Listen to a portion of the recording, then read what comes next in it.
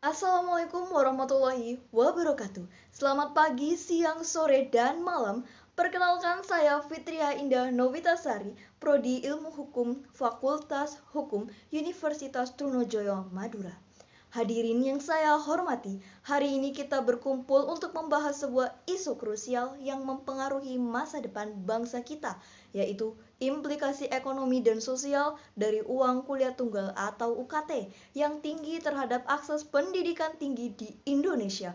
Pendidikan tinggi merupakan jembatan menuju kesejahteraan individu dan kemajuan bangsa.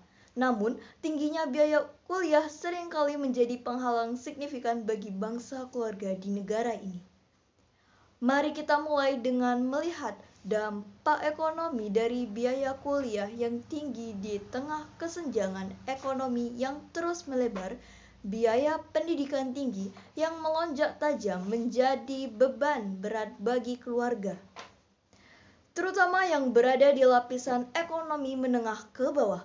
Mereka seringkali terpaksa melakukan pinjaman, menjual aset, atau bahkan mengorbankan kebutuhan dasar untuk membiayai pendidikan anak mereka. Hal ini tidak hanya membebani perekonomian keluarga, tetapi juga menambah beban utang yang seringkali tidak tertangani dengan baik. Akibatnya, banyak siswa yang memiliki potensi besar terpaksa meninggalkan impian mereka untuk melanjutkan pendidikan ke jenjang yang lebih tinggi.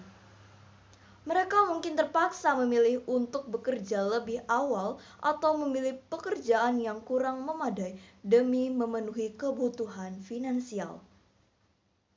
Fenomena ini mengakibatkan kerugian tidak hanya pada individu, tetapi juga pada potensi ekonomi negara yang kehilangan kontribusi dari sumber daya manusia yang terampil dan berpendidikan. Dari sudut pandang sosial, tingginya biaya kuliah memperparah stratifikasi sosial. Pendidikan tinggi seharusnya menjadi alat untuk mobilitas sosial dan kesempatan yang setara, tetapi kenyataannya justru sering kali memperkuat ketidaksetaraan. Hanya mereka yang berasal dari latar belakang ekonomi yang lebih mampu yang dapat mengakses pendidikan berkualitas. Sementara mereka yang kurang mampu seringkali terjebak dalam lingkaran kemiskinan tanpa kesempatan untuk meningkatkan taraf hidup mereka melalui pendidikan. Ketidakadilan ini menciptakan jurang pemisah yang semakin dalam antara yang kaya dan yang miskin, serta menghambat kemajuan sosial dan ekonomi secara keseluruhan. Pendidikan yang tinggi seharusnya menjadi sarana pengentasan kemiskinan, malah menjadi alat pembatas akses sehingga mengekang potensi pertumbuhan ekonomi dan inovasi yang bisa dibawa oleh generasi muda yang lebih luas. Untuk mengatasi masalah ini, kita perlu pendekatan yang lebih komprehensif dan inklusif. Pemerintah dan lembaga pendidikan perlu merumuskan kebijakan yang dapat mengurangi beban finansial bagi keluarga. Ini termasuk memperluas akses beasiswa, mengembangkan skema pembiayaan pendidikan yang berbasis pada kebutuhan, serta meningkatkan kualitas pendidikan di institusi dengan biaya yang lebih terjangkau. Di samping itu, penting bagi masyarakat dan sektor swasta untuk berperan aktif dalam mendukung program pendidikan. Kolaborasi antara pemerintah, lembaga pendidikan, dan sektor swasta dapat menciptakan solusi inovatif yang memastikan bahwa biaya pendidikan tidak lagi menjadi penghalang bagi siapapun yang memiliki tekad dan potensi.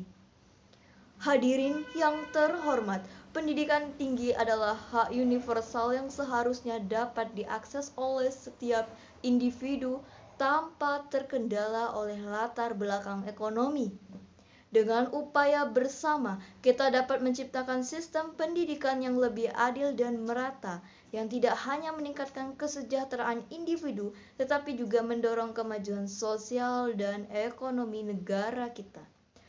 Marilah kita berkomitmen untuk memastikan bahwa setiap anak bangsa memiliki kesempatan yang sama untuk meraih pendidikan tinggi dan pada akhirnya membangun masa depan yang lebih baik untuk Indonesia, sang negara tercinta. Wassalamualaikum warahmatullahi wabarakatuh.